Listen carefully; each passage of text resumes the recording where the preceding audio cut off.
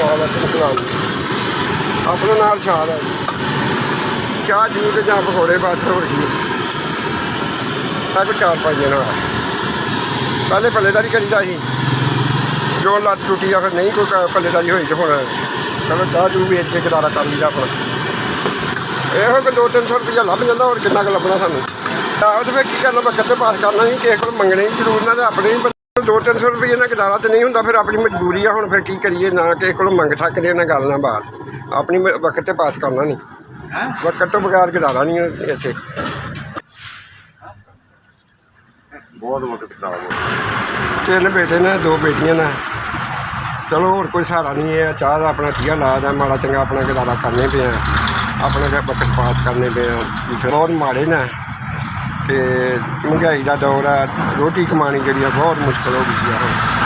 ਕੀ ਕਰੀਏ ਆਪਣਾ ਵਕਤ ਤੇ ਪਾਸ ਕਰਨਾ ਨਾ ਚਲੋ ਆ ਚਾਹ ਦਾ ਠੀਆ ਲਾਇਆ ਮਾੜਾ ਜਿਹਾ ਆਪਣਾ ਗੁਜ਼ਾਰਾ ਵਕਤ ਪਾਸ ਹੋਣ ਲੱਗਾ ਚਲੋ ਚੰਗਾ ਮਾੜਾ ਆਪਣਾ ਰੱਬ ਦਾ ਸ਼ੁਕਰੀਆ ਅਦਾ ਕਰੀਦਾ ਵੀ ਸ਼ੁਕਰ ਮਾਲਕ ਤੇਰਾ ਜਿੰਨੀ ਜਿੱਤ ਰੱਖਣਾ ਮਾੜੇ ਜਿਹੇ ਲੋਕ ਕਦੇ ਚੀਨੀ ਮੁੱਕ ਜਾਂਦੀ ਹੈ ਕਦੇ ਪੱਤੀ ਮੁੱਕ ਜਾਂਦੀ ਹੈ ਕਦੇ ਗੈਸ ਮੁੱਕ ਜਾਂਦਾ ਕਿਸੇ ਵੇਲੇ ਦੁੱਧ ਜੋਗੇ ਪੈਸੇ ਨਹੀਂ ਬਚਦੇ ਫਿਰ ਦੁੱਧ ਦਾ ਵੀ ਗੁਜ਼ਾਰਾ ਕਰੀਦਾ ਦਾਲ ਫੜ ਕੇ ਆਪਣਾ ਗੁਜ਼ਾਰਾ ਵਕਤ ਪਾਸ ਕਰ ਲਈਦਾ ਆਪਣੇ ਜਿਸ ਤਰ੍ਹਾਂ ਵੀ ਹੋਏ ਮਾੜਾ ਚੰਗਾ ਮੈਨੂੰ ਮਿਲਿਆ ਮੈਂ ਦੁੱਧ ਲੈ ਆਵਾਂਗਾ ਪੱਤੀ ਲੈ ਆਵਾਂਗਾ ਚੀਨੀ ਲੈ ਆਵਾਂਗਾ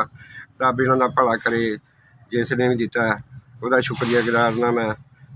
ਚਲੋ ਮੇਰਾ ਵਕਤ ਪਾਸ ਹੋ ਜਾਏਗਾ ਜਿੰਨਾ ਵੀ ਚੰਗਾ ਮਾੜਾ ਹੋ ਜਾਏਗਾ ਮੇਰਾ ਵਕਤ ਪਾਸ ਹੋ ਜਾਏਗਾ ਅੱਜ 5000 ਦੀ ਤੋਂ ਹਮਦਾਰ ਕੀਤੀ ਹੈ ਮੈਂ ਬੜਾ ਸ਼ੁਕਰਗੁਜ਼ਾਰ ਅੱਲਾ ਇਹਨਾਂ ਨੂੰ ਹੋਰ ਦੇ ਬਹੁਤਾ ਦੇ ਠੀਕ ਹੈ ਅਤੇ ਇਹਨਾਂ ਮੇਰੀ ਮਦਦ ਕੀਤੀ ਹੈ ਅੱਲਾ ਤੁਹਾਨੂੰ ਖੁਸ਼ ਰੱਖੇ ਅੱਲਾ ਤੁਹਾਨੂੰ ਆਬਾਦ ਰੱਖੇ ਤੁਹਾਡੇ ਬੱਚਿਆਂ ਦੀ ਅੱਲਾ ਤੰਦਰੁਸਤੀ ਦੇ ਤੁਹਾਡੀ ਦੇ ਅੱਲਾ ਤੁਹਾਡੇ ਕਦੀ ਜ਼ਿਕਰ ਦਫਾ ਅਤਾ ਫਰਮਾਏ ਹਾਂ ਮੇਰਾ ਸ਼ੁਕਰ ਮਾੜੇ ਗਰੀਬ ਆਦਮੀ ਦਾ ਸ਼ੁਕਰ ਹਲਪ ਕੀਤੀ ਆ ਮਦਦ ਕੀਤੀ ਆ ਮੈਂ ਤੁਹਾਡਾ ਬਹੁਤ ਸ਼ੁਕਰੀਆ ਕਰਨਾ ਮੈਨੂੰ ਇਹਨਾਂ ਪੈਸੇ ਦਿੱਤੇ ਨਾ 5000 ਰੁਪਈਆ ਚੀਨੀ ਪੱਤੀ ਵਾਸਤੇ ਮੈਂ ਆਪਣੇ ਬੱਚਿਆਂ ਦੀ ਰੋਟੀ ਕਮਾ ਸਕਾਂ SBS ਤੁਹਾਡਾ ਭਲਾ ਹੋਵੇ